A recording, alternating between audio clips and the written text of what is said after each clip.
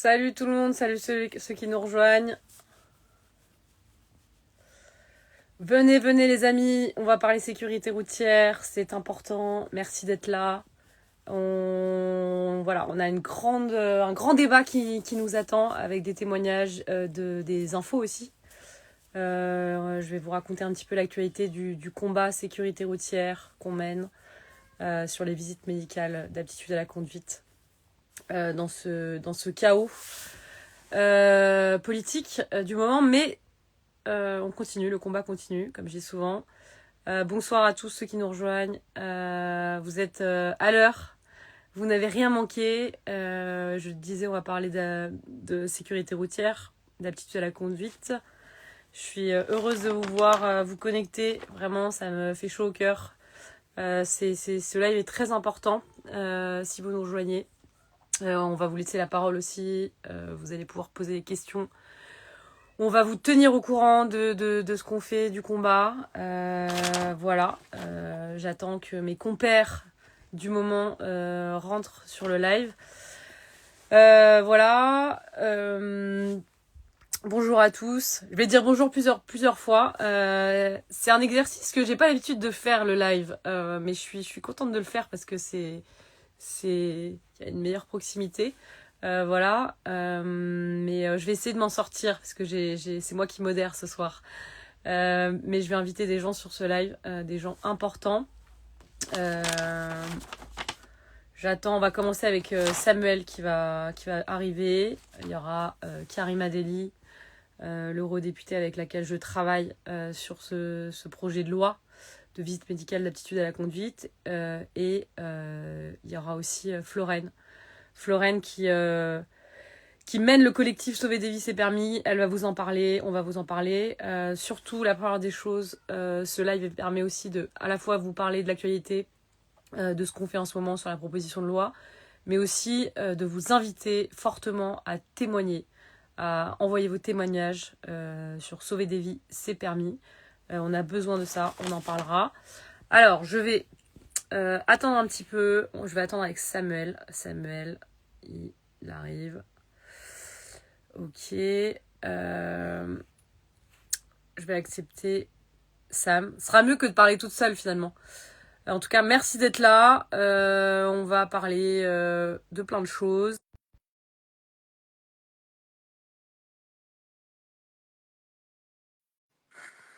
Si ça marche.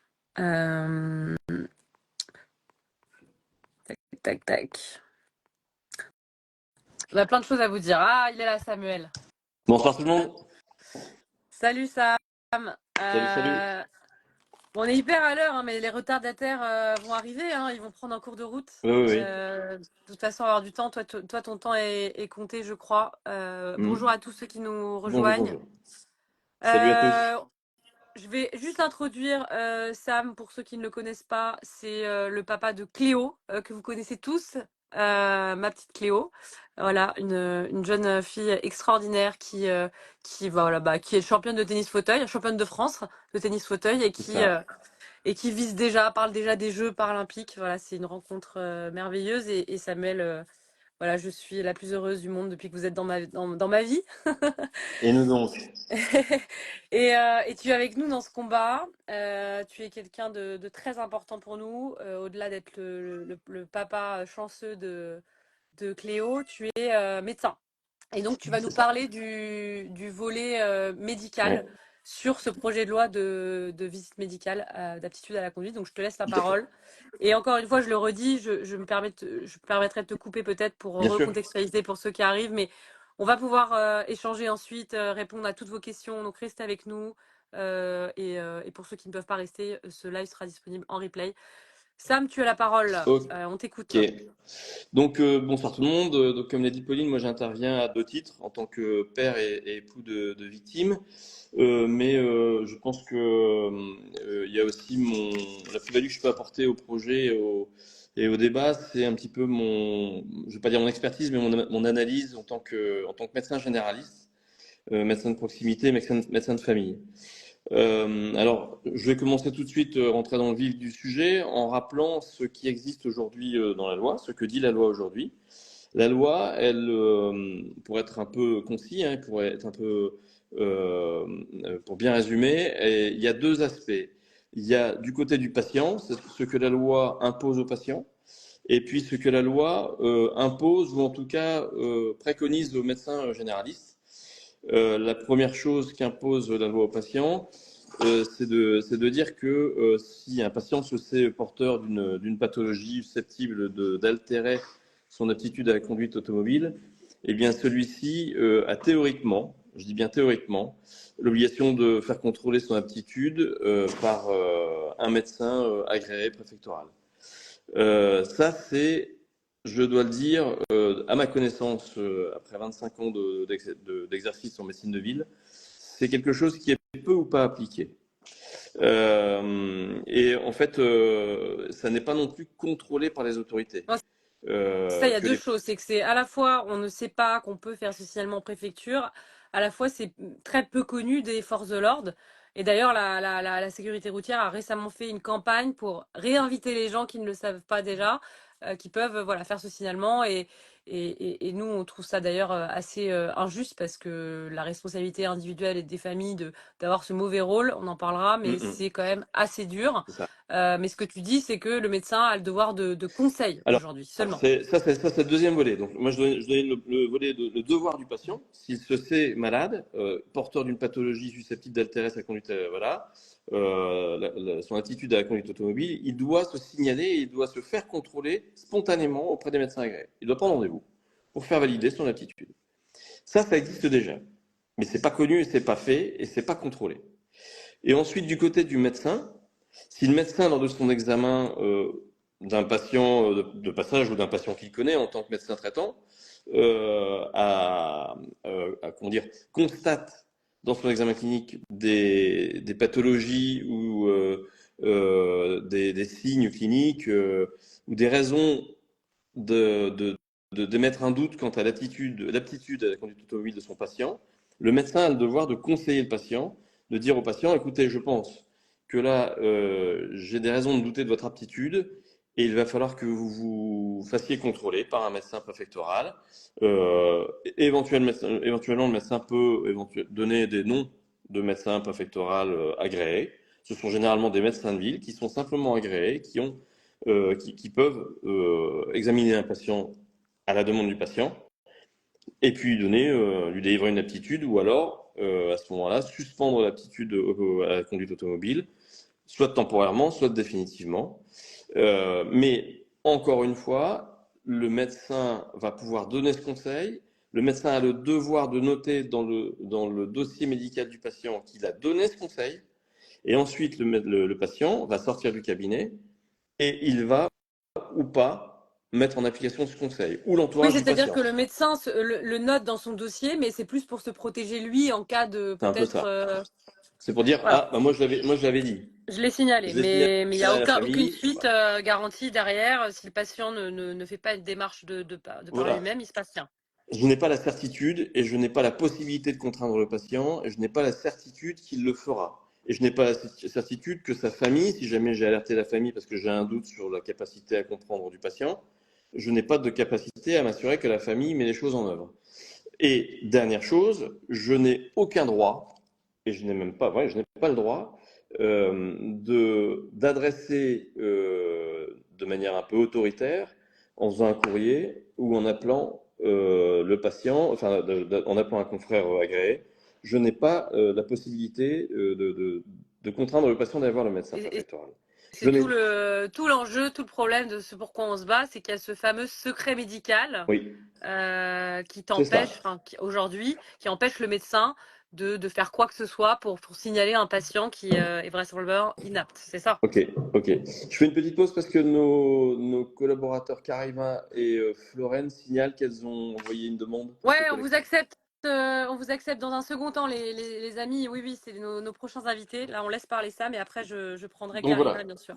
Donc sous couvert de secret médical, et j'en reparlerai après, je ne peux donc pas appeler un confrère en disant, ou lui écrire en lui disant, j'ai un patient qui aujourd'hui, pour moi, présente des éléments cliniques ou métaboliques qui sont de nature à remettre en question son aptitude à conduire, je n'ai pas le droit de le signaler ni en préfecture, ni à un médecin agréé, quelle que soit la manière. Donc ça, c'est le problème aujourd'hui. Euh, Qu'est-ce qu'on pourrait envisager? Ce qui serait simple à mettre en place aujourd'hui, on pourrait se calquer aujourd'hui sur un questionnaire que connaît tout le monde. Enfin, beaucoup de gens entre nous connaissent les questionnaires d'assurance qui sont proposés pour les prêts bancaires. Eh bien, on pourrait transposer ce même genre de questionnaire médical et d'examen médical que tous les généralistes ont sûrement été amenés à remplir pour pouvoir valider une assurance de prêt. Eh bien, on pourrait, pour valider une aptitude à la conduite automobile, se calquer sur ce genre d'examen qui examine le patient, mais vraiment de la tête aux pieds, appareil par appareil, avec également des bilans sanguins qui sont préconisés.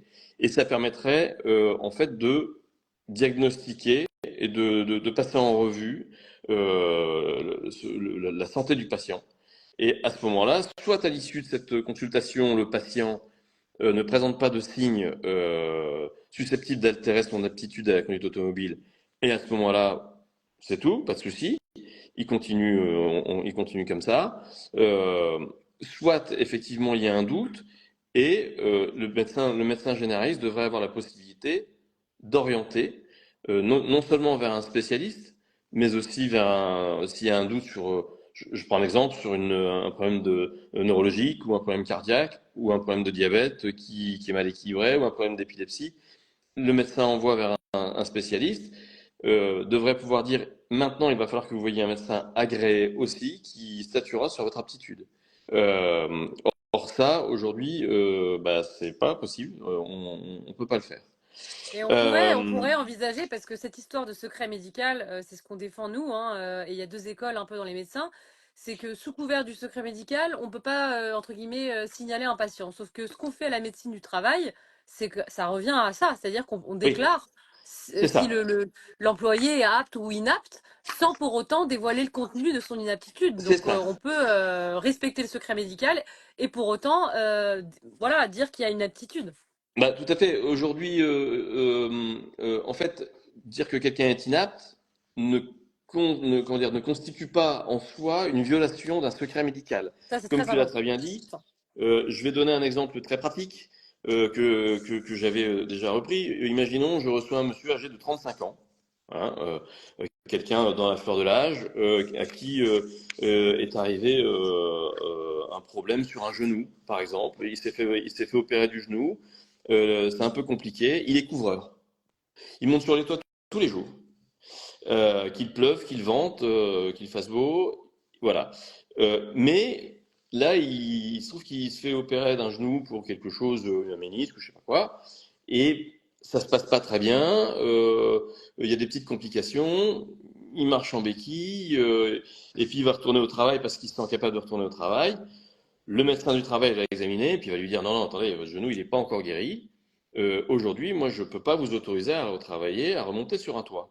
Voilà, Donc, on peut le faire dans le cadre du travail, mais pas dans le cadre de la voilà. conduite. Et donc, il va dire à son patient, et que son patient soit d'accord ou pas d'accord, il va dire à son patient, moi, je suis obligé de dire à votre employeur que vous n'êtes pas apte.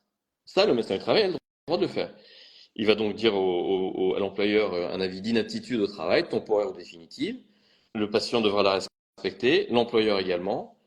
On l'a rendu inapte. On n'a pas porté de diagnostic. On n'a pas dit à Bien sûr. l'employeur, ce monsieur peut pas travailler ou ne peut plus travailler parce qu'il a un problème de genou.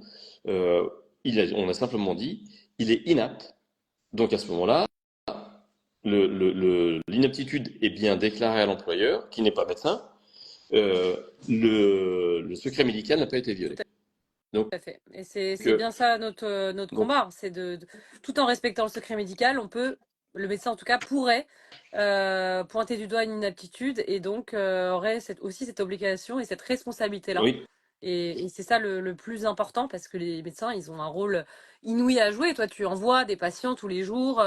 Alors avec ton histoire personnelle, tu es évidemment bien sûr. sensibilisé et sensibilisant aussi, j'imagine. Mm, mm. Mais tu as des anecdotes. Qu'est-ce qui se passe toi quand Je vais donner deux tu... anecdotes et je vais me positionner en tant que fils. Euh, Feu mon papa, je ne dévoilerai pas de secret médical, exemple type. euh, était, à mon sens, inapte à la conduite automobile. Alors qu'il était encore en vie et qu'il conduisait encore, j'ai alerté en tant que fils, médecin, mes fils, la préfecture, donc en tant que famille. Ça n'a jamais été suivi d'effet. Oui, c'est ça. Tu as fait la démarche qui existe, tu as fait le Qui signalement à existait la déjà. préfecture. Parce que je ne voulais pas que mon père se rende responsable de ce qui est arrivé à ma fille et à mon épouse Et, à l'époque. et c'est ça qu'on voit, Et c'est alors que que, ça n'aurait pas encore bien arrivé. Hein. C'était bien avant sûr, l'accident de Cléo et Delphine. Et bien, donc là, déjà, ça n'a pas été suivi d'effet. Donc, même si en tant que famille, j'avais pris mes responsabilités, ce qui n'est pas simple, et j'en atteste. Franchement, c'est très compliqué. on en Ça, c'est parlera, le ça, premier effectivement, exemple. de cette responsabilité-là, ce Voilà. mauvais rôle qui peut être parfois Et terrible. en tant que médecin, j'ai un autre exemple. J'en ai plein comme ça, mais il y en a un que tu connaissais, mais j'en ai encore eu un cette semaine. J'ai vu un patient qui s'est fait poser un pacemaker il y a 2 mois, et il vient me voir en contrôle, et il me dit, j'ai fait un ou deux petits malaises, vertige, un petit peu de brouillard dans les yeux, une fois dans mon canapé, et puis une fois au volant. Je regarde, je dis, oh là là, quand est-ce que vous voyez votre cardiologue en contrôle? Il me dit dans 2 ou 3 mois. Et je lui dis, alors deux choses, il va falloir le voir plus vite pour votre santé, parce qu'il y a peut-être quelque chose qui cloche, donc on va le contacter. Et deuxième chose, vous ne prenez plus le volant. Hein. Tant qu'on ne sait pas ce qui se passe exactement, vous ne prenez plus le volant. Il faut recontrôler votre cœur, votre pacemaker. Le patient, pour le coup, de bonne foi, m'a entendu, je pense. M'a dit oui, il va falloir que je demande à ma femme de conduire, de m'emmener, etc. Elle n'aime pas trop, mais oui, mais en tout cas, ce qui est certain, c'est que ce ne sera pas vous. Maintenant, je suis obligé de me fier à sa bonne foi et à son bon vouloir et puis sa propre responsabilité. Mais il est reparti du cabinet, je ne sais pas s'il met en application la recommandation que j'ai faite. Ça, c'est ça, tout repose sur lui. Et si demain ce monsieur qui a un défaut sur le pacemaker, vraisemblablement, il se fait arrêter, par exemple, par des forces de l'ordre, il n'est pas en infraction. Non, Et en tout cas, il n'est pas officiellement déclaré comme une personne qui est potentiellement dangereuse sur la route. c'est ça. Donc voilà un peu où on en est. Donc moi je pense que d'abord le permis, le problème aussi, c'est que pour l'obtenir, il n'y a pas de certificat d'aptitude, comme pour le permis bateau, comme pour le ping-pong, comme pour le tir ou le permis de chasse. Aujourd'hui, il n'y a pas de certificat médical pour pouvoir s'inscrire au permis de conduire. Je me permets de rebondir sur une question qui est posée, c'est qui est intéressant, t'en as pas parlé. Il y a aussi dans l'inaptitude les personnes qui prennent des médicaments avec une contre-indication très forte par rapport à la conduite. Et ces visites aussi permettraient Bien d'encadrer un sûr. peu mieux tous ceux qui prennent ces médicaments où il y a une espèce de flou avec ce picto à plusieurs Ouais, degrés. ouais, Mais en fait, on parle aussi de ces gens-là qui prennent des médicaments qui sont incompatibles avec la conduite. c'est clair. C'est clair. Je pensais aussi à. Alors, il y a aujourd'hui, par exemple, quand on parle d'aptitude, souvent les gens nous parlent alcool et drogue, à juste titre. Je tiens quand même à préciser que pour quel motif et pour quelle raison euh, l'alcool et la drogue sont-ils interdits au volant? Tout simplement parce qu'ils rendent inapte. Ça paraît évident. Ça rend inapte, donc on n'a pas le droit de conduire en ayant bu de l'alcool et en ayant pris de la drogue. Euh, Pourtant, l'addiction à la drogue et à l'alcool sont considérées aujourd'hui, dans nos sociétés modernes, comme des maladies, Les pathologies, ouais. des Mm. pathologies. Alors certes, c'est des pathologies qui découlent d'un comportement peut-être à l'origine volontaire, mais qui découlent aussi parfois de problèmes psychiatriques. La dictologie fait partie de la psychiatrie. Donc ce sont des pathologies qui rendent inapte l'addiction aux produits illicites que sont la drogue et l'alcool. Eh bien, aujourd'hui, on les approche plus comme un délit que comme des pathologies. Pourtant, ce sont des pathologies qui rendent inaptes, mais ce sont les seules pathologies qui sont contrôlées au niveau de l'aptitude à la conduite automobile. Et aujourd'hui, il n'y a pas de raison de hiérarchiser les inaptitudes. Quand on est inapte, on est inapte, que ce soit parce qu'on ait pris de la morphine, qu'on ait pris de l'alcool ou qu'on ait pris de la drogue ou qu'on ait un diabète mal équilibré ou une épilepsie mal équilibrée ou paralysé d'une partie ou amputé du champ visuel parce qu'on a fait un AVC ou il y a une inaptitude il y a une aptitude. Soit on sait conduire, soit on ne sait pas conduire. Quand on passe le permis, on ne nous dit pas, bah écoutez, ouais, c'est pas mal, vous êtes presque apte, donc on va vous laisser conduire. Non, on est apte ou on ne l'est pas. À 18 ans, quand on passe le permis, on est apte ou on ne l'est pas. Si on n'est pas apte, on ne conduit pas. Même si bah, c'est pas pratique, j'en aurais besoin pour être autonome. Ouais, mais non, vous n'êtes pas apte. Donc vous ne conduisez pas, vous allez repasser votre permis tant que vous n'êtes pas apte. Et vous ne pourrez pas conduire. Et bah, vous ferez autrement. Et Bah, la voilà. visite médicale d'aptitude à la conduite, elle servirait aussi pas seulement à... Voilà, ça serait pas forcément noir ou blanc, apte ou inapte, ça peut être, attendez, vous pouvez continuer à être apte tout en ayant une adaptation. Par exemple, je prends toujours l'exemple du port des lunettes, parce qu'on sait Oui. qu'il y a énormément de personnes qui ont des recommandations de porter des lunettes au volant, Mhm. mais qui ne le font pas. Ça pourrait être Mhm. tout à fait quelque chose qui pourrait être encadré par cette visite, c'est-à-dire, Ah oui, bien attendez, sûr. on va remettre les choses au clair et Ah, vous allez faire ça comme adaptation pour conduire. ah bah, il est clair qu'une inaptitude n'a pas vocation à être forcément définitive, elle peut être temporaire. Euh, et être conditionné par le fait de se faire appareiller ou de, si on a un problème de rythme cardiaque, de se faire poser voilà, un pacemaker ou etc. Donc elle n'a pas vocation à être définitive. Il y avait une autre notion qui me venait mais qui m'a échappé, Et c'est pas grave. puis ton temps est Euh, compté, donc on va bientôt te ouais, ouais, laisser. ouais, ouais. Ça me reviendra sûrement. Oui, oui. Par contre, ce qui est certain, c'est que l'aptitude, les examens, les éventuels, les hypothétiques examens d'aptitude à la conduite automobile que nous prenons et que nous défendons auraient un effet secondaire bénéfique. C'est que ça forcerait des gens qui ne vont jamais chez le médecin à se faire examiner et ça permettrait de dépister aussi pas mal de Oui, pathologies. parce qu'on sait, alors j'ai pas les chiffres en tête, mais c'était assez effrayant. Un Français sur quatre ne va pas voir régulièrement son médecin et donc peut-être dépister des choses Mhm. qui pourraient l'être. Donc effectivement, ces visites, parce que je le rappelle pour ceux qui nous rejoignent, nous ce qu'on défend, c'est la mise en place de visites médicales tous les 10 ans, dès l'obtention du permis tous les 10 ans, avec une fréquence plus régulière à partir d'un certain âge. Ces visites, elles permettraient aussi de dépister autre chose qu'une inaptitude ou aptitude à la conduite. C'est Les ça. gens seraient obligés, entre guillemets, d'aller voir le médecin au moins tous les 10 ans. C'est ça, tout à fait. Donc voilà, voilà un peu j'espère mon éclairement, mon avis sur la question. Je suis plus de 50 ans, je suis potentiellement inapte. Mes parents, enfin ma maman qui est encore là, mon papa n'est plus là, mais est potentiellement inapte. Mes beaux-parents, ma belle-maman est inapte, on lui a demandé d'arrêter de conduire. euh, mes beaux-parents. Enfin, on est tous des inaptes en puissance.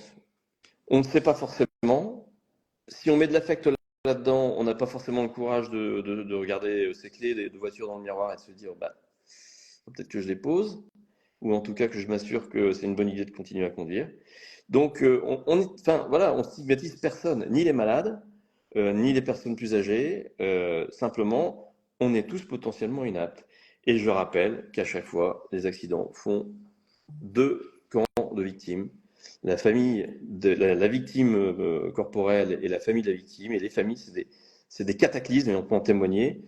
Et la famille des gens auteurs des faits, l'auteur des faits et leur famille, c'est des cataclysmes familiaux. Enfin, voilà, Bien sûr. ça fait.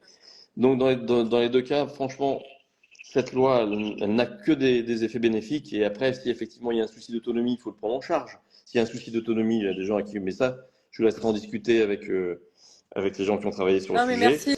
J'ai à côté Merci de moi déjà, quelqu'un. Sam. J'ai à côté de moi quelqu'un qui peut Ah, témoigner ouais. parce que cette personne a été victime et comme toi, Pauline, a été forcée de repasser le permis de conduire, c'est-à-dire comme dans le temps, aller s'entraîner sur les parkings et Ouais. puis repasser avec un. Voilà, je vous présente Delphine. Salut Delphine, c'est la maman de Cléo.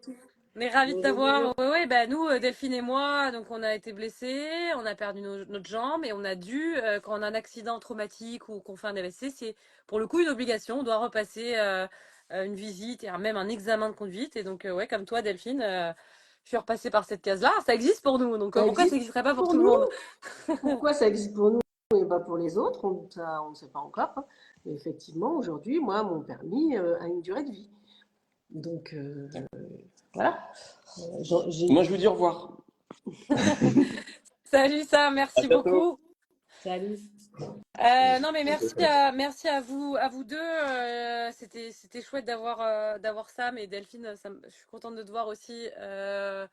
Voilà, je le disais en introduction, vous êtes une famille que j'aime d'amour. Vous faites partie de la famille maintenant.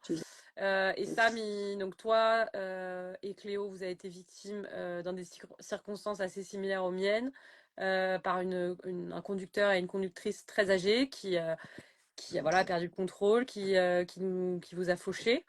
Et c'est vrai que Sam, il a eu cette double casquette de s'occuper de vous et de prendre soin de vous et d'assurer son rôle de médecin. Donc il a cette double vision, victime de C'est ça. l'ombre et aussi médecin. Donc voilà. Et vous faites partie de la team, bien sûr. Je vais raccrocher parce que je dois prendre Karima, on doit avancer dans le live. Je comprends. Mais Bon, ah non, c'est toi qui c'est raccroche, je crois. moi qui raccroche. Ouais, je crois que c'est toi qui raccroche. Bon, écoute, Je sais pas. bah, Merci en tout cas. à Et très on bientôt. va. Et bon Salut courage à vous. Delphine, merci beaucoup Salut. d'avoir été là. Et Avec on plaisir. va continuer. On va prendre Karima, qui est très importante dans ce combat, bien sûr. Karima, déjà merci d'être tous là. Donc voilà, on a eu le témoignage de Samuel, qui est le papa de Cléo, qui a été victime de la route avec sa maman Delphine. Elles sont faites faucher il y a quelques années, et Samuel, il est aussi médecin. Donc il est très sensibilisé, il est avec nous dans cette cause, et il nous apporte son expertise en tant que médecin. Avant de passer la parole avec Karima, moi, je pense que vous connaissez tous mon histoire, puisqu'on fait ce live depuis mon Instagram. Mais voilà, ça fait 6 ans que j'ai eu cet accident. Ça fait presque pareil, 6 ans que je me bats pour la mise en place de visites médicales dans notre pays, en France. C'est un long combat. Toucher à la voiture, c'est sacré. Toucher à un électorat, c'est sacré aussi. J'ai rencontré plusieurs personnalités politiques. Il y a un cruel manque de courage dans ce monde politique. Heureusement, il y a quand même des personnes qui font ce qu'elles disent et qui ont ce courage. Le même que le mien, je crois. Parce que moi, je suis capable d'en avoir pour 10, pour 20 personnes du courage s'il faut. En tout cas, sur ces sujets-là. Parce que le but, c'est que un accident comme celui de Cléo, de Delphine, le mien et tous les autres, parce que je sais il y a des personnes aussi sur ce live qui ont été victimes d'accidents, qui ont des proches victimes d'accidents. D'ailleurs, on aura besoin de votre témoignage. On ne vous oublie pas. Moi, à chaque fois que je me bats, à chaque fois que je rentre dans un bureau d'un député, d'un ministre, je dis souvent que j'ai ma petite armée derrière moi qui me donne de la force, qui m'envoie de la force. Et c'est pour ceux qui sont encore là, mais qui sont blessés, ceux qui ne sont plus là. C'est la raison pour laquelle je continue de me battre aujourd'hui et je continuerai et je ne lâcherai jamais. Et j'ai une confiance inébranlable dans le fait qu'on y arrivera. On y arrivera, les amis, je vous garantis. Et dans les personnes qui ont du courage dans ce monde politique, il y a Karima Deli que je vais inviter sur ce live et qui va nous raconter notre rencontre et qui va nous raconter voilà, sur le plan européen, qu'est-ce qu'on a fait, qu'est-ce qu'on compte faire et ce qu'elle fait. Donc je l'invite, Karima, tiens-toi prête. Je t'invite sur ce live. Voilà, donc on va accueillir Karima Deli qui va nous parler de ce qu'on a fait sur le plan européen. Elle est là, Karima, toute belle. On va pas faire genre, on s'est Ouais, pas vu depuis longtemps. ouais, ça c'est clair, ça c'est clair. On s'est vu il y a 2 heures. On était avec Elisabeth Borne, on en Absolument. parlera après. Mais déjà, je vais te laisser te présenter pour ceux qui te connaissent pas, même si tout le monde te connaît maintenant. Ah, Connu comme le alors, je suis loup Karima. blanc. Alors, je sais pas si c'est le loup blanc, mais je suis Karima Deli. Au fait, j'ai été 15 ans députée, mais 8 ans la présidente de la commission des transports.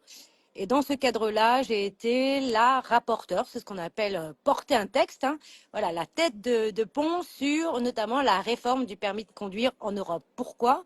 Parce qu'il faut que vous sachiez au fait, que toutes les règles en vigueur, notamment dans votre permis de conduire, eh ben, elles datent elles dépendent d'une directive européenne, notamment la directive sur le permis de conduire. Et donc, ces règles-là étaient en vigueur depuis 2006 et donc elles étaient plus d'actualité. C'est la raison pour laquelle j'ai pris le texte et on a essayé de le mettre à jour avec une grande obligation, c'est que il faut savoir qu'au niveau européen, on a des objectifs. Euh, Par an, chaque année, il y a plus de 20 000 morts sur nos routes en Europe. Et au fait, ce chiffre, il n'est pas en baisse, il est en hausse réel depuis 2021. Et en France, quand on regarde les statistiques, on a eu 3550 personnes qui sont mortes sur les routes en 2022. Et pareil, ce chiffre il est en hausse par rapport aux années précédentes. Et donc, depuis toujours, la priorité au niveau européen, c'est la sécurité routière qui est une des grandes causes Cause qu'il faut nationale. absolument qu'il faut porter. Donc c'est une priorité de donner la priorité à la sécurité routière en Europe. C'est beaucoup trop de victimes. Dès qu'il y en a une, il faut savoir qu'en général, une victime sur la route fait entre 3 et 4 blessés graves, voire très très graves. C'est la raison pour laquelle moi j'ai décidé de défendre un permis de conduire qui protège, qui protège les conducteurs, mais qui protège aussi les autres, et notamment pour la mise en œuvre d'une visite médicale. Alors à l'époque, moi je défendais tous les 15 ans au niveau européen. Et on ne fait pas, je le disais, hein, on ne fait pas ça pour embêter les gens. Chacun doit bien comprendre qu'il s'agit d'une mesure de bon sens. C'est une mesure qui est simple, qui est efficace et qui sauve vraiment des vies. Et donc, dans ce cadre-là, j'ai fait une conférence de presse au Parlement européen. Alors, faut que je vous le dise, je le déclare devant tout le monde. Tant pis pour toi, Pauline. Et au fait, j'ai fait une conférence de presse au Parlement européen et il y en a, vous savez, les conférences de presse au Parlement européen, personne ou quasiment regarde. Donc il y en avait quand même quelques-uns qui regardaient, notamment durant cette conférence de presse. Et il y avait Pauline Desroulettes. Mais moi, je ne savais même pas qu'elle regardait. Elle racontera un petit peu le contexte dans lequel elle racontait. Elle Et moi, essayait de. bah oui, j'ai vu, il y a quelqu'un, il y en a une qui parle de mon combat et elle a l'air d'être sérieuse, elle a l'air d'être déter. Je me dis, attends, mais je vais la contacter, je vais l'écouter, on va prendre contact, quoi. Je vais lui dire que j'existe et que j'ai besoin d'elle dans mon équipe. Et donc, dans ce cadre-là, tout d'abord, j'ai décidé, c'était un combat qui était difficile parce que dans ma commission, en fait, moi je suis écolo de nature, et dans ma commission, en fait, il y a beaucoup de conservateurs, beaucoup de gens qui aiment deux choses, la voiture et l'avion. Donc, amener un petit peu une visite médicale dans le permis de conduire, oh là là, monter un peu de bouclier sur la question de la voiture. Mais j'avais été très claire, puisque moi je propose dans mon rapport une visite médicale pour tout le monde. Parce que vous savez, nous ne sommes pas tous égaux du point de vue des capacités physiques, mais vous avez des personnes très jeunes qui ont des lunettes et d'autres plus âgées qui n'ont pas besoin de lunettes, par exemple. Et donc la visite médicale, on l'a fait pour tout le monde. Pourquoi? Parce qu'au fait, on a intégré le fait aussi que la visite médicale fait partie de nos vies. Et oui, combien d'entre vous passent une visite médicale pour la pratique du sport ou pour le travail? Moi, je suis en charge, j'étais en charge par exemple des routiers. Les routiers sont dans l'obligation de faire une visite médicale. Tout le monde comprend bien la raison, et d'ailleurs les Français, on en reparlera peut-être dans le débat tout à l'heure, mais ils sont grandement favorables. Donc c'est une mesure que moi j'appelais une mesure de bon sens. Et je pense que c'est important de savoir être en capacité de conduire avant de prendre le volant. Ça permet véritablement aussi de se tester soi-même pour éviter les drames. Et donc, dans ce cadre-là, dans ce cadre de ce combat de visite médicale, j'ai eu la chance, vive Twitter, hein, on peut le dire maintenant, Pauline, voilà, je le Ouais, dis, pas toujours, hein. Mais juste pour ça, c'était bien. Pour une fois, juste c'était pour pas de la ça, haine. voilà, juste pour ça, moi j'ai eu la chance de rencontrer Pauline et qui m'a raconté son histoire, et que c'est pas seulement euh, c'est pas seulement qu'elle m'a émue, c'est-à-dire que face à ce drame, elle en a puisé une force indéniable pour dire qu'il était temps aujourd'hui d'éviter des drames qui ont lieu sur nos routes, parce que nous sommes dans un moment justement où on a besoin de vous, parce que elle l'a dit, il faut du courage. Alors c'était pas facile, mais on l'a porté. Et au fait, c'est là où il y a quelque chose de totalement nouveau et quand même dingue, c'est que cette mesure, elle existe dans d'autres pays européens. Voilà. Donc moi, mon but, c'était un peu de forcer à l'harmonisation sur l'ensemble du continent européen. Et quand je vous dis qu'il y en a plusieurs pays qui l'ont mis en place, ils sont au nombre déjà de 14. Il y a déjà la mise en place de cette visite médicale aux Pays-Bas, chez les Danois, en Finlande, et même par exemple en Espagne. vous avez des tests à partir de 65 ans avec des rappels tous les 5 ans. En Italie, comme au Portugal, il y a des contrôles dès 50 ans, vous voyez. Donc aujourd'hui, ces mesures sont parfaitement reconnues, sont parfaitement acceptées, et on ne peut pas avoir une Europe à double vitesse sur la sécurité routière. Ce n'est pas possible. C'est pourquoi nous avons l'ambition de généraliser cet ensemble à des bonnes pratiques, mais surtout cette volonté ici en France, puisqu'au niveau européen, ce que nous avons gagné, c'est de dire chaque État membre doit absolument mettre en place cette mesure dans son État, selon ses conditions. Et donc, en France, on voit bien qu'on a eu des débats sur la sécurité, sur la ceinture de sécurité obligatoire, qui n'étaient pas évidentes, il faut le dire. Et pourtant, aujourd'hui, on ne pourrait jamais revenir en arrière parce que c'est totalement accepté, vous voyez. Donc, on a eu des débats qui ont été difficiles. Pauline est venue passer 3 jours, je déclare tout, hein, je te le dis tout de suite. Il n'y a pas de secret, il n'y a pas de secret. Elle est venue pendant 3 jours venir pousser cette mesure au Parlement européen. Et je peux vous dire, c'est à force de détermination. C'est à force véritablement de cette volonté de changer la vie des gens, mais aussi d'arrêter de croire que parce qu'on met en place une visite médicale obligatoire, qu'on va perdre la liberté. Pas du tout. Au contraire, on aura plus de liberté si on arrive justement à faire en sorte que ce permis aussi permettre de protéger. Et ça veut dire que c'est une mesure de prévention. Nous passons véritablement dans un besoin de s'assurer que tout le monde est en bonne santé également. Je rappelle aussi, c'est un geste simple, pratique, presque banal qui va venir, puisque ce sera tous les 10 ans. Au moment même du renouvellement administratif de votre permis, vous allez vous dire, on sauve des vies et on les préserve. Donc, cette mesure, elle est véritablement aujourd'hui une urgence, parce que nous n'avons pas le choix. Nous avons une responsabilité. Moi, je suis une responsable politique, vous voyez. Et dans responsable politique, il y a responsable. La visite médicale, c'est un geste simple, un test de la vue, de l'ouïe, des réflexes pour tous. C'est la raison pour laquelle, je vous le dis, on a décidé avec Pauline et toute l'équipe de Sauver des vies et permis, de se dire, nous prendrons notre courage à deux mains, et nous l'avons commencé. Nous allons décider de mener ce combat en France et d'aller embêter, titiller ces députés français à l'Assemblée nationale pour montrer à quel point il est grand temps d'adapter notre permis aux enjeux actuels de la sécurité routière. Nous avons un cap. Nous voulons réellement montrer à quel point cette question n'est pas justement quelque chose qui n'est pas prioritaire. Au contraire, moi, je me donne cette exigence. Nous avons été capables de porter au niveau européen. Maintenant, cette visite, elle doit être acceptée par tous ici en France. Merci Karima. Je vais en profiter, je vais chambouler un petit peu le programme parce que je pense que c'est bien de continuer et d'aller directement sur le combat en France, et on prendra Florène juste après pour son témoignage très important, et nous parler du collectif parce qu'il y a beaucoup de gens, je le vois hein, sur les messages, là je vois sur le live, comment vous aider, on va vous Mais il dire y a des comment. gens qui disent Karima, je t'aime. Moi aussi, je vous aime. Mais... Non, donc on prendra Florène juste après, mais on va parler du combat en France justement parce que là voilà, ceux qui me suivent, ils m'ont vu faire des stories avec les députés, ils se sont dit encore qu'est-ce qu'elle fait celle-là encore, là elle continue, mais voilà, dans l'ombre.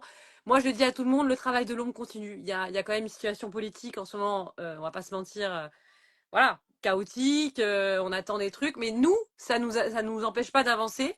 Effectivement, après cette séquence européenne très intense, très fructueuse, puisque la majorité des eurodéputés français à l'époque a voté favorablement cette mesure de visite. Donc ça veut dire qu'on amène vraiment, ok, le sujet sur la table en France et maintenant, et ça veut dire que si demain, et c'est ce qu'on prépare, on le vote à l'Assemblée, normalement ça passe. On en est où là? Qu'est-ce qu'on fait en fait, Karima? Ces Alors, derniers temps, on se très voit beaucoup. simple. On se voit Voilà, beaucoup ces derniers temps. on se voit beaucoup. Et au fait, la disposition européenne, elle dit que chaque État membre doit mettre en place une visite médicale pour les détenteurs d'un permis de conduire. Alors nous, ce qu'on dit, c'est que cette mesure, elle est déjà inscrite dans 14 pays européens, et donc il faut que la France l'inscrive dans sa législation. C'est la raison pour laquelle, avec Pauline Desrouledes et Florène qui nous écoute, j'espère, je t'embrasse Florène, voilà, On et la toute prend juste l'équipe, après, avec Florine. Sam, avec tout le monde, on est le collectif Sauvons des vies. Eh ben, on s'est dit qu'on va prendre notre bâton de pèlerin et nous allons justement inscrire cette proposition de loi dans l'agenda du Parlement européen. Alors ça tombe bien, on a besoin de vous parce que justement, on a besoin de cette société civile française, comme on l'a eu au niveau européen, qui va nous porter pour la prise de conscience. Le débat, il doit vraiment émerger. Il doit émerger une majorité culturelle en France qui réunit l'ensemble des députés pour dire ça n'a pas de couleur politique de sauver des vies. Nous voulons absolument être majoritaires en France, donc nous sommes en train de convaincre beaucoup de députés et on voudrait les remercier parce qu'on a vu cet après-midi Elisabeth Borne, on a vu euh, Pouria Amir Chaïf, on a vu Sébastien Pétévi, on a vu Olivia Grégoire, on a vu, en fait, on en a vu beaucoup. Richard Ramos, Richard voilà, on a vu beaucoup, Ramos, on les on, on, citera on tous les en temps et citera en heure, de toute façon, bien sûr, mais ils nous ont absolument. accueillis. C'est déjà un premier pas de leur engagement, parce qu'effectivement, juste pour préciser, nous, dans notre calendrier à nous, là, on va écrire cette proposition de loi. On va la déposer pour pouvoir la présenter au printemps, hein, c'est ça. Entre-temps, il y aura un grand colloque qu'on aimerait faire avec tous les acteurs de ce sujet, donc mobilité, le médical et toutes les personnalités politiques qui nous soutiennent pour vraiment voilà faire ce qu'on fait là, en fait, faire ce live mais de manière grandeur nature dans une grande salle. On espère l'hôtel du Lacet. Ah, ce serait Je peux le dire très là, bien. ça serait Mais bien, le hein. Yael colloque, ouais, Braun-Pivet, si vous nous regardez, on espère être oui, reçus absolument. chez vous. Voilà, mais en tout cas, il y a des échéances qui arrivent. Effectivement, là, c'est un petit peu la tournée auprès de tous les députés pour qui rejoignent cette cause, pour avoir s'assurer une majorité lors du vote prochain à l'Assemblée nationale. En fait, c'est ça. Et voilà, c'est ça. Le but, c'est de gagner et surtout aussi de contrer toutes les fake news qu'on entend. Par exemple, on dit, mais la visite médicale, c'est pour enlever le permis de conduire. Totalement faux. Il est hors de question de demander aux détenteurs de permis de conduire, soit de le repasser, etc. La visite médicale viendra corriger des choses. Vous voyez, par exemple, par moment, il y en a qui doivent porter une paire de lunettes ou autre. La volonté réelle aussi, c'est de montrer que cette mesure, c'est comme la ceinture de sécurité, au fait, vous voyez, ou comme lorsqu'on a abaissé le taux d'alcoolémie au volant. Aujourd'hui, plus personne ne peut remettre en cause cette mesure qui est essentielle et qui sauve aussi des vies. Donc, je vous le dis avec Pauline et toutes les autres et tous les autres qui sont avec nous, c'est qu'on a besoin de vous. Je sais que certains qui nous regardent ont connu des situations difficiles, ont connu un drame, savent que c'est pas facile d'en parler. Mais c'est votre mobilisation qui nous permettra vraiment d'avancer.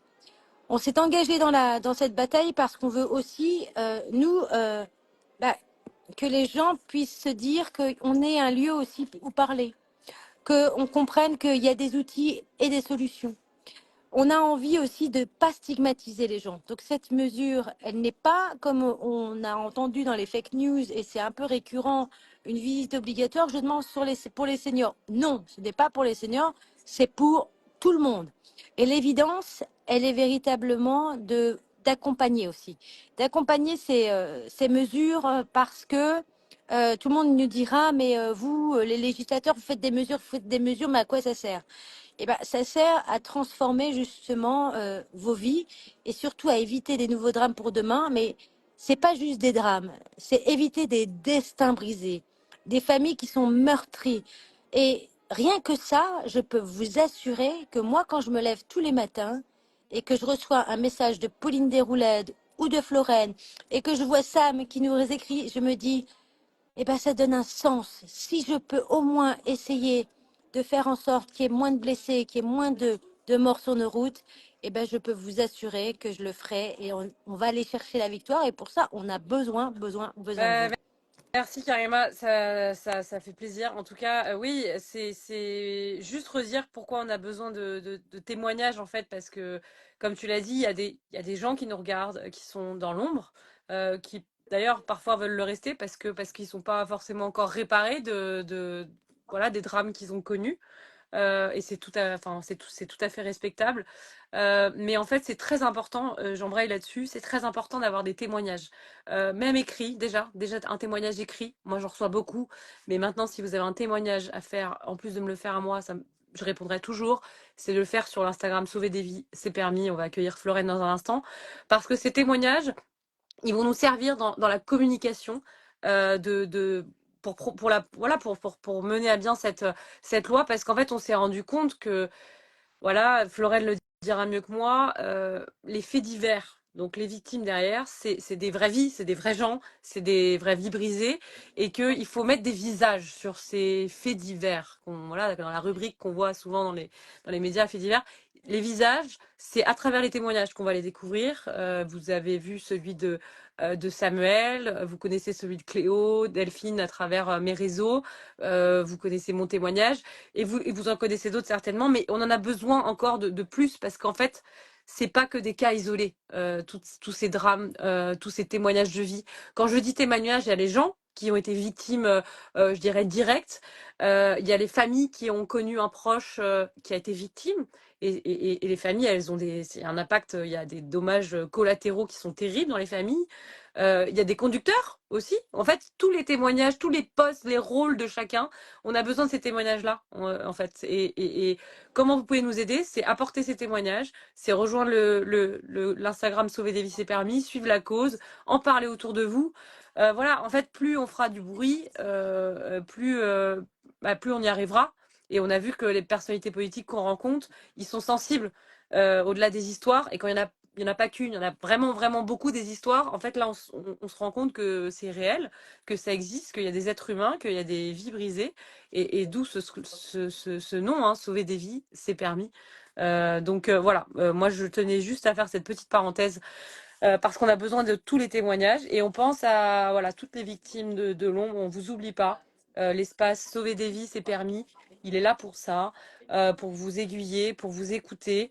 Il y a évidemment, je salue quand même l'association de Yannick Aleno qui fait un boulot extraordinaire tous les jours avec son association pour les victimes, parce qu'il n'y a pas d'accompagnement quand on est victime d'un drame comme ça de la route. On est livré à nous-mêmes, c'est terrible. Et Florène, on va l'accueillir, elle va nous en parler de ce qu'elle a vécu. Mais voilà, il faut je dirais, tous être ensemble. Et encore une fois, vous l'avez vu avec Karima, la détermination qu'elle a. Heureusement, il y a des gens qui ont du courage dans ce monde de fous, dans les politiques. En tout cas, voilà, nous, on défonce les portes. On est très bien accueillis par les députés qu'on a vus, encore cet après-midi avec Elisabeth Borne. On est confiante et on va aller jusqu'au bout. Voilà. Absolument. Mais on a besoin de vous. On a besoin de vous. Merci beaucoup, Karima. Je vais prendre Florène. Merci. À bientôt. À très vite. C'est toi qui raccroche. Je peux pas raccrocher. Alors, comment je fais pour Bah, accrocher? Moi, je suis Peggy, excuse-moi. t'appuies sur la petite croix, je pense. Je pense que tu vas y arriver. Allez, envoie-moi la petite croix. Non, tu dois fermer. Tu dois fermer le live et voilà. Ok, ça Voilà. marche. Merci à vous. Ciao. Salut, Karima. On va continuer. On va accueillir Florène. Voilà. C'était merci beaucoup, Karima. Donc, vous voyez, Karima, c'est devenu ma sœur de cœur dans ce combat. Et voilà, c'est comme elle l'a dit, elle est responsable politique. Elle a un réseau très étendu et surtout depuis le début, elle fait ce qu'elle dit. Et je tiens à saluer ça parce que c'est quand même rare. Et tous les gens qu'on voit, tous les députés qu'on a vus, je tiens aussi à les remercier parce que pour leur temps et pour leur soutien et pour leur engagement, parce que Dieu sait qu'on en a besoin dans ce combat. Je vais accueillir Florène et on va ouvrir cette page très importante de ce collectif Sauver des vies c'est permis. Mais d'abord, je vais vous laisser découvrir Florène, son histoire. Florène, je t'accueille. Et ensuite, voilà, on répondra à vos questions. Donc, restez avec nous, les amis, encore un petit peu. On va écouter Florène et je la remercie d'être là. Bonsoir. Voilà le visage de Sauver des vies, c'est permis. Voilà la personne qui se cache derrière ce collectif qu'on a créé, parce que Florène était avec nous, avec Karima et moi, au Parlement européen. Donc on a vécu cette aventure ensemble et c'est parti de là. Sauver des vies, c'est permis. Je suis ravie de t'accueillir. Excuse-moi Florène, hein, j'ai laissé Karima, j'ai embrayé sur le combat en France et comme ça on avait du temps ensemble. j'ai modifié le programme. Merci. Donc écoute, je suis ravie de t'accueillir. Je vais te laisser te présenter et parler du collectif, bien sûr, parce que pour tous les gens qui veulent nous aider, nous soutenir, c'est important. Bonsoir, merci beaucoup Pauline pour l'invitation. Ça fait plaisir d'entendre Samuel avant et Karima. Moi, j'ai rejoint le combat trop tard, malheureusement, parce que j'ai rejoint le combat Jamais trop tard.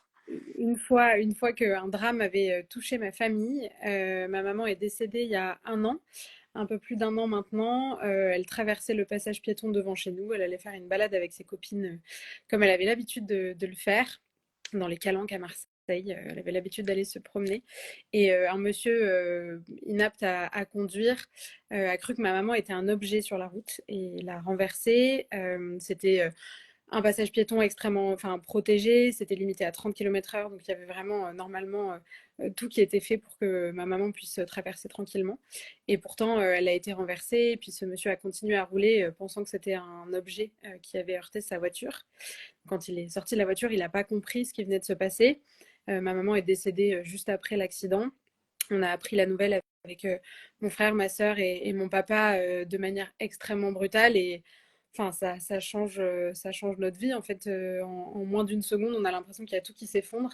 Et évidemment, j'ai mis un peu de temps à réaliser ce qui s'était passé. Je me rappelle avoir dit à mon père, mais qu'est-ce qui lui est arrivé? Et il m'a dit, elle s'est faite renverser. J'ai dit, mais ça n'arrive pas. Enfin, c'est pas possible. Enfin, ça n'arrive pas aux gens, ça. Et en fait, pour moi, c'était impossible qu'elle se fasse renverser devant chez nous. Un passage piéton que j'ai emprunté, je pense, des milliers de fois dans ma vie pour aller à l'école quand j'étais petite ou même juste pour sortir de chez moi, tout simplement. Et pourtant, c'est ça qui s'est passé. Donc, ça a été évidemment l'épreuve la plus dure de ma vie et ça l'est encore aujourd'hui. Parce que... Et c'est tellement récent et je tiens juste à te couper la parole pour te dire, te remercier encore de témoigner. Voilà, on parlait de témoignage, là, toi tu témoignes, tu livres ça avec franchise, même pas 1 an, enfin c'est tellement récent en fait, c'est lunaire. Donc bravo pour ça, bravo pour ton courage, franchement, si ça peut voilà, donner des idées à d'autres, parce que ça sert, c'est tellement c'est tellement la réalité en fait. Et ta maman fait partie des gens pour lesquels on se bat aujourd'hui. Pardon, je voulais juste te couper et dire ça. Merci d'être là encore. Et en fait, je pense que l'une des raisons pour lesquelles je témoigne, c'est que j'ai eu la chance d'avoir une maman incroyable toute ma vie. Et je refuse d'accepter qu'elle est morte de cette manière-là, d'une manière aussi bête qu'on aurait pu éviter. Il y a énormément de proches à nous qui décèdent de causes qu'on ne peut pas éviter, de maladies qui nous tombent dessus, où on n'a pas encore trouvé de solution pour les guérir, de plein d'autres choses qu'on ne peut pas éviter, de catastrophes naturelles ou encore plein d'autres choses. Là, ma maman, elle est décédée en traversant la route et en fait, on avait des solutions pour possiblement empêcher ça. Et quand j'ai compris ça, c'est arrivé assez rapidement. J'ai eu besoin de transformer ce drame en combat. Et j'ai eu la chance de tomber sur Pauline et Karima quelques mois après.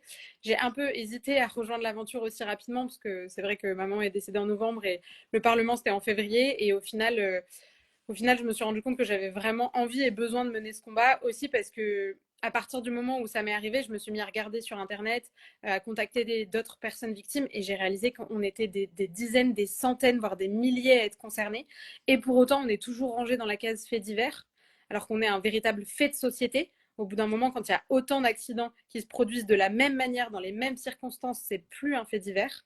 Donc quand j'ai compris ça, j'ai une force en moi inarrêtable qui est encore très très présente aujourd'hui et que j'ai la chance de déployer dans le cadre du collectif Sauver des vies c'est permis qu'on a créé quand on était au Parlement européen en se disant on a besoin d'un espace dans lequel on peut se retrouver avec les victimes, les familles de victimes ou toutes les personnes qui ne sont pas victimes mais qui ont envie de s'impliquer dans ce combat parce qu'on sait qu'ensemble on est beaucoup plus fort, qu'on a besoin de cette mobilisation-là pour se faire entendre dans les médias, dans l'espace public, auprès des politiques qu'on rencontre.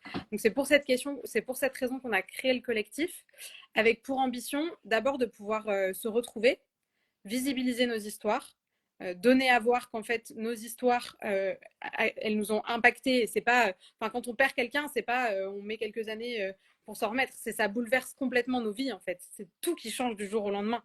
Je pense à tout un tas d'histoires, de témoignages qu'on a reçus de personnes qui attendaient un enfant, de personnes dont c'était la jeune sœur qui est décédée. Enfin, en fait, ça bouleverse complètement nos vies. Et puis, Pauline, tu es la mieux placée pour témoigner en tant que Ouais, blessée à vie. moi, je suis encore là, mais ça a évidemment des conséquences, même ceux qui sont aussi seulement blessés, évidemment qu'il y a un impact, voilà, vivre avec un handicap, tout ça, c'est, en fait, il y a une marque, il y a une trace indélébile à vie, et finalement, les victimes, elles prennent la perpétuité, hein, dans tous les cas, donc et tu l'as si bien dit, c'est en une fraction de seconde, on peut basculer dans ce camp-là, et c'est terrible, donc oui, cet espace sur le collectif, il permet voilà à tous ces gens de s'exprimer. Et peu importe, encore une fois, la place, ça je l'ai dit, tu peux nous parler des témoignages que tu as pu recevoir, enfin sans dévoiler évidemment le contenu, mais voilà, si il y a des victimes, des conducteurs, des personnes, enfin, quelle nature en fait de ces témoignages? Bah, c'est ça qui est important, c'est qu'avec le collectif, on s'est dit que c'était une chose de rassembler les victimes et c'est hyper important pour se donner des conseils, pour partager notre douleur et essayer d'avancer ensemble. Mais on rassemble aussi des personnes qui attendent ces visites médicales avec impatience, soit parce qu'ils ont des proches concernés.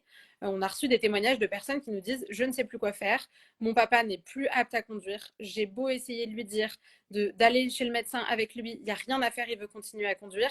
Et donc j'attends aujourd'hui qu'on m'appelle pour me dire que mon papa a causé un accident ou qu'il est lui-même décédé, parce qu'on peut le rappeler aussi, hein, il y a beaucoup de personnes inaptes à conduire qui se tuent elles-mêmes ou qui se blessent elles-mêmes. Donc elles sont aussi victimes de ce qu'elles causent.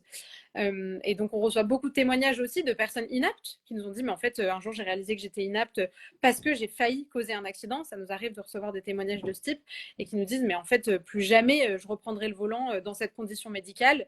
J'ai compris maintenant qu'il fallait que les choses évoluent. On reçoit Et on a aussi, aussi. moi j'ai déjà eu des personnes âgées qui m'écrivent et qui me disent: moi je serais prêt, en fait, je serais volontaire pour me soumettre à cette visite et voilà, et m'en remettre à un avis médical, ou si je suis plus apte, je suis plus apte, quoi. Ça c'est important de le dire parce que tu vois, auprès des politiques, il y en a certains qui pensent que c'est une mesure impopulaire, etc., que les gens ne sont pas d'accord. On l'a pas dit avec Karima, mais lors du Parlement européen, on a commandé un sondage qui a été fait par IFOP, donc un institut quand même plutôt sérieux, et il en est ressorti ce qu'on savait déjà, hein, à travers les témoignages qu'on a, mais de manière officielle, il en est ressorti que 75% des Français sont prêts à accueillir les visites médicales dans notre pays. 75% des Français sont prêts à se soumettre à une visite médicale d'aptitude à la conduite. Voilà. Donc maintenant, le jeu, il est politique. Et c'est pour ça que les témoignages dont tu parles sur le collectif, ils sont importants à avoir, ils sont importants parce que ça met en lumière tous ces visages, en fait. Et c'est très important, moi j'arrête pas de le dire, les histoires de vie.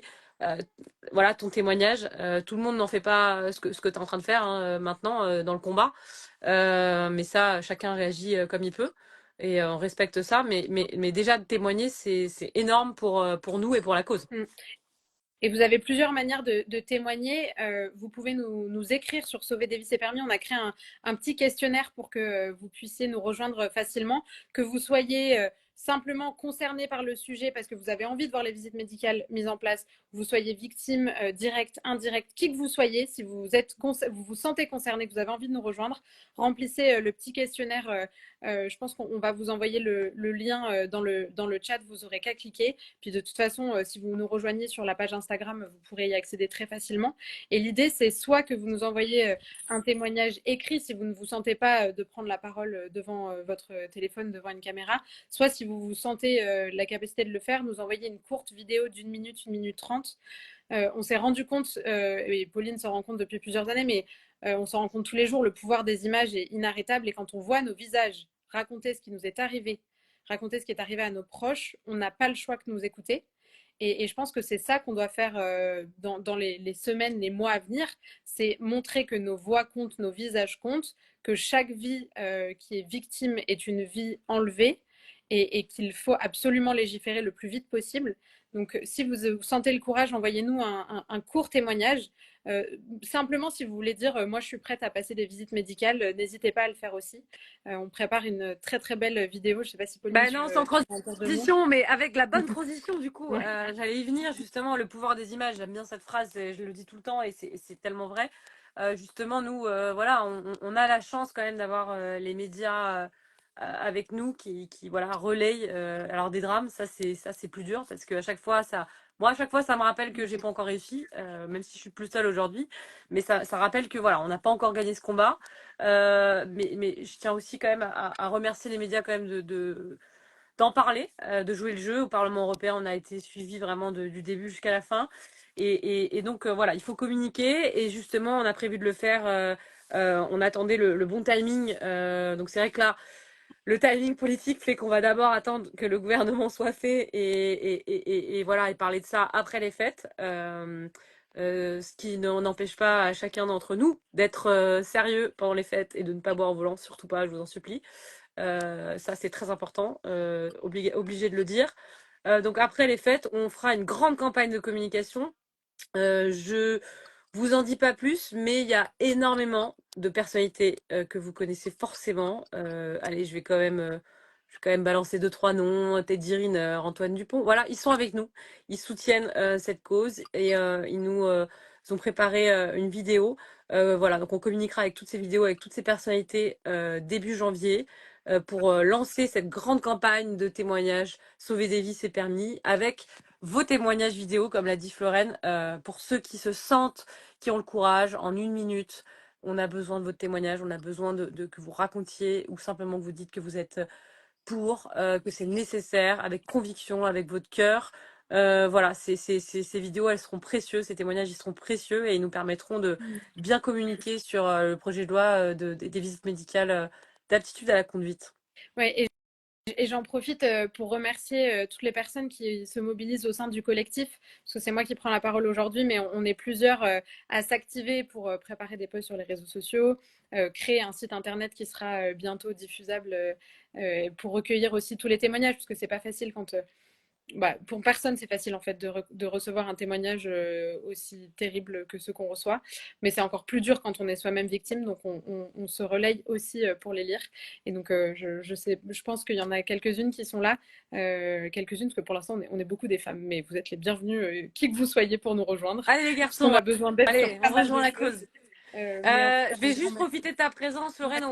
On va bientôt terminer là-dessus, mais parce que j'ai vu qu'il y avait des questions. Oui. Alors, c'est le moment. Voilà, on est avec Florène du collectif Sauver des vies, c'est permis. Donc, pour la mise en place de visites d'aptitude à la conduite, posez vos questions si vous en avez maintenant.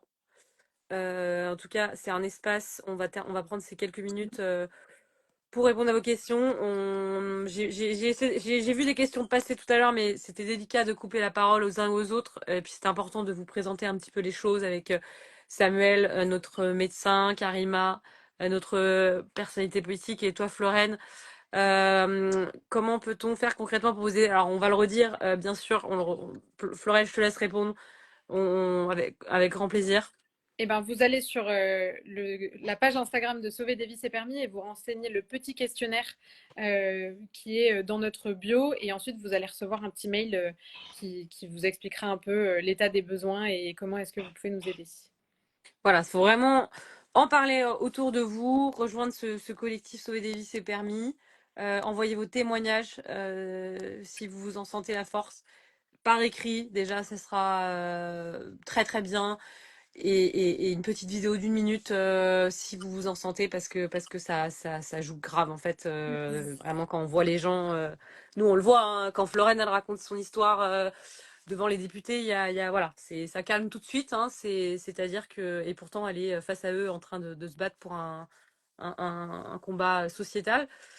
Voilà, c'est une façon d'être utile bien sûr, mais on a avant tout des histoires et il faut en parler et je sais qu'il y a des gens qui nous suivent, qui ont qui ont vécu des choses difficiles et on ne les oublie pas.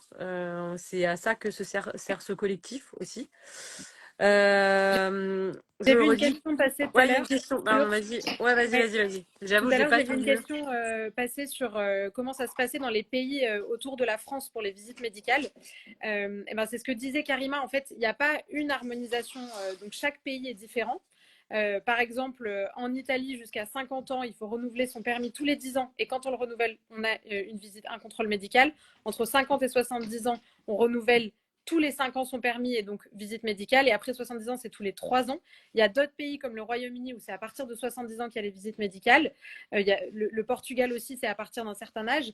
Et je voyais quelqu'un dans les commentaires qui disait dans certains pays, il y a des visites médicales qui sont mises en place, mais le contenu n'est pas satisfaisant. Et ça fait aussi partie des choses qu'on porte, notamment avec Samuel qui était là au tout début du live, de dire oui, une visite médicale, mais on soigne le contenu pour s'assurer derrière qu'on vérifie convenablement l'aptitude des gens. L'idée, c'est pas de faire un check-up Ou une et de formalité pas. administrative, voilà, c'est ce qui a été reproché.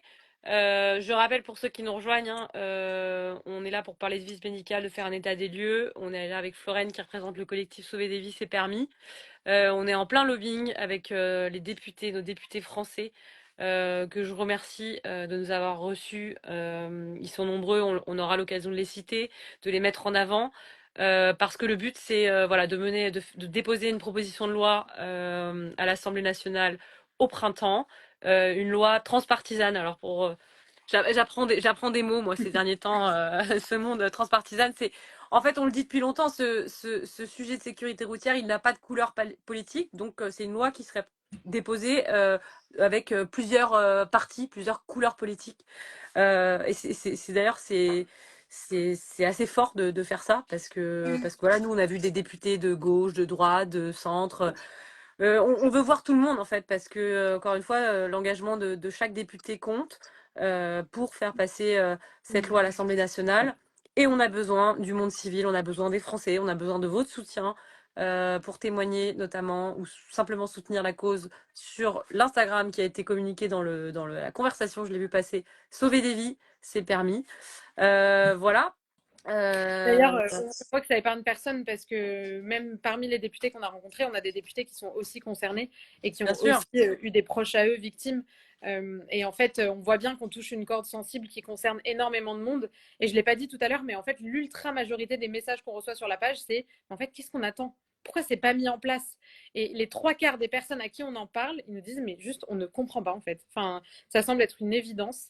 Et donc, c'est vraiment à nous d'aller mettre le pied dans la porte et de dire bah, transformer cette évidence en politique publique maintenant et sauver des vies concrètement. Non, mais c'est une évidence pour tout le monde et je vais même aller plus loin pour ceux qui le savent déjà, mais ceux qui le savent pas, c'est tous les personnalités politiques que moi j'ai pu voir au cours de ces 5 dernières années, ils sont d'accord en off. C'est-à-dire, voilà, quand on fait le rendez-vous, ouais, c'est vrai, ouais, c'est censé, c'est de bon sens. Mais derrière, il n'y a pas d'action, je dirais, concrète. Et là, vraiment, c'est pour ça qu'avec Karima, on a la chance d'avoir Karima dans notre équipe parce qu'elle fait ce qu'elle dit. Encore une fois, il n'y en a pas 36, hein, j'ose le dire. Et les députés qu'on a vus dernièrement, eux aussi s'engagent. Parce qu'il faut s'engager, c'est pas simplement de se dire ouais, c'est vrai, il faut faire quelque chose. Parce que les freins, c'est quoi aujourd'hui? Les freins, c'est qu'on touche à la voiture. La voiture, oui, c'est sacré en France. On l'a vu à l'époque, moi j'étais pas née, mais à l'époque de la ceinture de sécurité, ça a fait hurler tout le monde. Et aujourd'hui, ça viendrait à l'idée de personne de conduire sans ceinture. Le contrôle technique pour la voiture, ça aussi, ça a été un gros dossier. Hein, voilà. Aujourd'hui, c'est normal que la voiture, elle passe le contrôle technique ou pas. Là, c'est pareil en fait. Là, la visite médicale, c'est une ceinture de sécurité de plus, voilà. Et c'est vrai que les autres freins aussi, c'est l'électorat. Hein. Moi, je suis, enfin, je le sais que il y en a plein qui pensent dans nos responsables politiques que c'est impopulaire. Sauf que là, on a quand même, donc nous, on a tous les témoignages hein, qu'on reçoit, mais on a un sondage IFOP, je le rappelle, où 75% des Français sont prêts à passer une visite médicale dans notre pays. Donc, maintenant, les cartes sont entre les mains des politiques. Nous, avec Karima, Florène, on voit ces députés. On a besoin de leur voix, on a besoin de leur relais, de leur soutien. On compte sur eux. Et l'idée, c'est que quand on fera voter cette loi au printemps à l'Assemblée nationale, que ça passe et que ça soit plus un sujet et qu'en fait, il y ait des vies sauvées. Ah oui, il y a aussi l'argument du budget. Qui va payer les Hmm. visites? Bah, alors, en fait, moi, je donne les mêmes exemples. Moi, j'ai fait 10 mois d'hospitalisation. C'est-à-dire que c'est l'État qui a payé ces frais d'hospitalisation, je pense, qui se sont estimés à beaucoup de milliers d'euros. J'aurais préféré que ces mois d'hospitalisation payés par l'État, ils servent, par exemple, à payer des visites médicales. Tout simplement. En fait, et nous, on a sorti une étude, on a une étude très sérieuse avec des vrais chiffres, et notamment ce que ça coûterait, quel argent pourrait financer ces visites, parce que l'idée, c'est que ça soit évidemment des visites médicales remboursées par la sécurité sociale. Mais au final, que cet argent, il serve à ces visites plutôt qu'à soigner des blessés et voilà, à endetter l'État sur des mois et des mois d'hospitalisation de victimes qu'on va soigner, en fait, voilà, c'est de réorienter un petit peu le circuit, faire plus de prévention et éviter des drames qui pourraient être évités parce que c'est toujours ce qu'on dit. Les accidents où des personnes inaptes sont engagées, c'est des accidents qui auraient pu être évités si une seule personne avait arrêté de conduire. Et Florène le sait très bien, mais moi, vous le savez aussi, j'ai vu le conducteur qui m'a fauché. Ce monsieur, il savait qu'il était plus capable de conduire. Et s'il y avait une loi, il l'aurait respectée. Donc en fait, les vies des conducteurs qui commettent ces accidents, elles sont tout autant brisées. Donc ça, c'est important de le rappeler. Et toi, Florène, je sais que tu as eu, ce qu'avait dit le conducteur, en tout cas qui se sentait pas incapable de conduire sur le moment, mais je sais plus ce que tu m'avais dit Enfin, là-dessus. nous, le conducteur, déjà, ce qui nous a énormément choqué avec ma famille, c'est que après l'accident de ma maman, on a tout de suite voulu s'assurer que ce monsieur ne pouvait plus conduire d'ici au procès. Et en fait, on nous a expliqué qu'il fallait solliciter le préfet pour pour qu'il demande une visite médicale auprès de cette personne. Donc c'est ce qu'on a fait, hein. On a demandé, notre avocat s'est occupé de faire cette demande-là. On a réalisé 6 mois plus tard que rien ne s'était passé. Donc il faut quand même se dire que quelqu'un a tué une piétonne qui traversait le passage piéton avec des soupçons d'inaptitude énormes. Le préfet est sollicité pour que cette personne ne puisse plus conduire le temps du procès et le préfet n'agit pas. Donc cette personne aurait pu venir au procès pour le meurtre de ma maman en voiture. Il aurait pu conduire pour venir au procès. Donc c'est pas ce qui s'est passé, hein. Il est Oui, arrivé dans un état puisque vraiment ce n'est pas puni par la loi. alcoolisé. Il n'y a pas de C'est loi. ça, On est vraiment pile exactement. poil dans le vide juridique. Comme il Exactement. n'y a pas de loi, voilà, Exactement. ça continue, quoi. Et, et ce qui s'est passé le jour du procès, on a eu l'occasion de prendre la parole, de témoigner, et lui aussi, évidemment. Il était complètement perdu. Et franchement, je souhaite à personne de voir un proche un membre de sa famille à la barre Personne n'a envie dans ces d'être à conditions. cette place, bien sûr. C'est l'enfer, en fait. Il a dit que sa vie était finie, qu'il avait ôté la vie de quelqu'un, qu'il s'en remettrait jamais. Et tout le monde s'est accordé, y compris son avocat, pour dire tant qu'il n'y a pas de loi, donc ils appelaient concrètement à ce qu'il y ait une loi qui soit votée. Tant qu'il n'y a pas de loi, nous sommes obligés de veiller sur nos proches. Mais en fait, c'est pas une responsabilité qui incombe à la famille. On a des témoignages de personnes qui nous disent je ne parle plus à tel membre de ma famille parce que je l'ai alerté sur son inaptitude à conduire. Samuel raconte très souvent des patients qui viennent le voir qui sont dans la même situation, qui ne parlent plus à certains membres de la famille parce qu'ils les ont alertés sur ces conditions. C'est des discussions hyper délicates à avoir. C'est pas aux proches de porter cette Et c'est responsabilité. pas non plus la responsabilité individuelle, parce que tu vois, tu as pris le cas de Samuel, donc qui est médecin, qui a déjà raconté il avait dit à des patients que là, ils ne devraient plus conduire vu leur pathologie, etc. Et que ces mêmes patients n'étaient plus jamais revenus le voir. Parce que voilà, parce que c'est compliqué d'arrêter de soi-même de se dire j'arrête de conduire. Comme c'est compliqué pour les familles, ça c'est ce qu'on reçoit le plus, ça me brise le cœur à chaque fois. L'impuissance des proches de faire arrêter quelqu'un qu'elles aiment conduire. Ça ne devrait pas être à la famille d'avoir ce mauvais rôle. Les familles, elles veulent s'en remettre à l'État, elles veulent avoir la loi avec eux. Et ça, elles s'en remettent à ceux qui font les lois, aux législateurs. Et ça, c'est très important de le rappeler. Je me permets juste de répondre à quelque chose qui a été dit, parce que on n'en a pas beaucoup parlé ce soir, mais c'est pourtant très important. Ces visites médicales d'aptitude à la conduite mises en place, elles iront évidemment de pair avec un dispositif de solution alternative de mobilité qui sera déployé sur le territoire. Évidemment, la première question qu'on se pose, c'est qu'est-ce qu'on fait des gens qui ne peuvent plus conduire? Qu'est-ce qu'on leur propose comme solution alternative de mobilité? J'étais donc cet après-midi avec Karima, avec Elisabeth Borne, qui elle a fait l'ALOM, donc un gros plan sur la mobilité, sur les solutions de mobilité qui existent dans les collectivités. En fait, elles existent déjà, les solutions alternatives de mobilité. Elles existent, il y a des transports adaptés, des navettes à la demande. Seulement, on constate que c'est pas bien mis en place selon la région, le territoire où on habite. Et c'est bien ça le problème. Et c'est bien là où il y a un vrai effort et un vrai chantier à faire. C'est que chaque département doit avoir des solutions alternatives de mobilité bien définies, accessibles pour ceux qui ne pourraient plus conduire. Florence, je ne sais pas si tu veux rajouter quelque chose là-dessus. Bah, ce qu'on est en train de faire avec le collectif, c'est de créer sur le site internet un espace dans lequel on répond aux questions qu'on a le plus reçues par mail. Donc typiquement parmi les questions, comment est-ce que je peux avoir une conversation avec un membre de ma famille dont je sais qu'il est plus apte à conduire, et quelle solution de mobilité je peux lui proposer. Et là, on essaie de recenser, de renvoyer vers les pages existantes pour les solutions de mobilité adaptées. Donc ça fait aussi partie des missions qu'on se donne.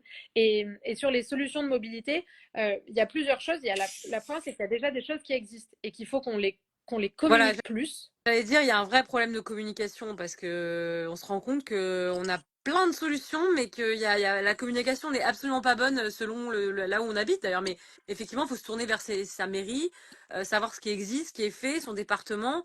Entre les solutions de la collectivité locale, de la région, du département, en fait, il y a plusieurs organismes où il y a des solutions de mobilité.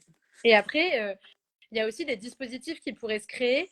On en parlait, on a la chance d'être accompagné dans le collectif aussi par des personnes qui travaillent dans des auto-écoles, qui sont formateurs et formatrices, qui nous disaient récemment, il y a un dispositif qui a été mis en place pour le permis de conduire, où on a une plateforme unique en ligne, très bien faite, où on tape une question et on reçoit, enfin c'est comme Google en fait, hein, on pose une question et derrière on a plein de réponses qui sont apportées. Bah, on pourrait imaginer une plateforme unique aussi qui dit voilà, je suis dans tel département, je suis inapte à la conduite, j'ai besoin d'une solution de transport pour faire mes courses ou pour autre chose.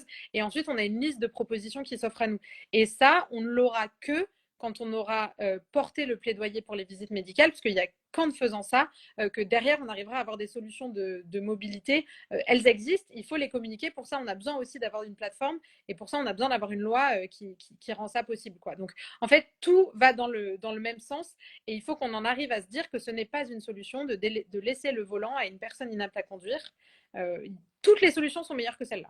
Bah, c'est sûr, puisqu'on connaît les dégâts, les conséquences sur le conducteur, sur sa famille, sur les victimes, sur les familles des victimes. Voilà, écoutez, si on va bientôt terminer ce live parce qu'on s'est dit beaucoup de choses, Oui. il sera évidemment mis en replay. Donc le plus important à retenir, c'est rejoignez, suivez, parlez-en. Le collectif Sauver des vies, c'est permis. On vous recommunique les infos.